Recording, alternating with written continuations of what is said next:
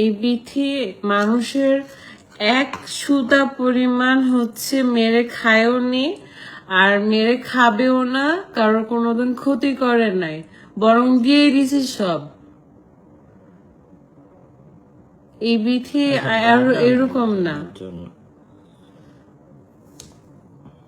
ফালতু সব। এই বিথি কারোর 1 টাকা খায় নাই, সবাইকে লাখ লাখ টাকার ইনকাম করার সুযোগ করে দিয়েছে। লাইভে এসে স্মৃতি আর বাপ্পিকে উদ্দেশ্য করেই কিন্তু ফারহানা বিথি এই কথাটা বলেছেন। কারণ ফারহানা বিথির দ্বারাই কিন্তু স্মৃতি বাপ্পিকে সবাই চিনেছে। লাখ লাখ টাকা স্মৃতি আজকে ইনকাম করতে পেরেছে, এত এত জায়গা ঘুরে বেড়াচ্ছে শুধুমাত্র ফারহানা বিথির দয়াতে। ফারহানা বিথির দয়াতেই কিন্তু স্মৃতি আজকে বাপ্পিকে বিয়ে করতে পেরেছে, তা না হলে কখনোই কিন্তু পারতো না।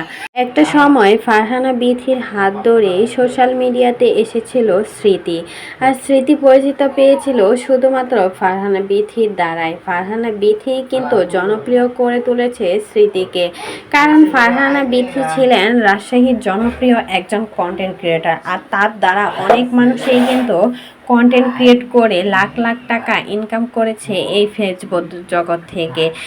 তারই মাঝে স্মৃতি হচ্ছে 1 নাম্বার, কারণ ফারহানা বিথি সবচাইতে কাছের বান্ধবী ছিলেন স্মৃতি।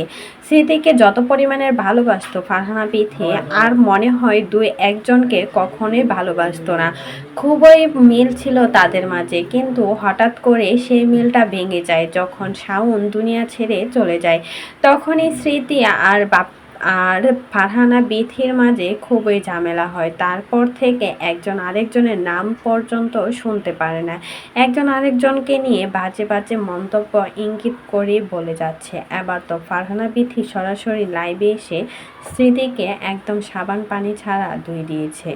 স্মৃতি নাকি ফারহানা বিথির দ্বারাই লাখ লাখ টাকা ইনকাম করে আজকে এই জায়গা আসতে পেরেছে। ফারহানা বিথির দয়ায় স্মৃতি আজকে এতটুকু করতে পেরেছে, তা না হলে কখনোই পারতো না। তো এই বিষয়ে যদি আপনাদের কোনো মতামত থাকলে সেটা কিন্তু অবশ্যই কমেন্ট বক্সে জানাবেন।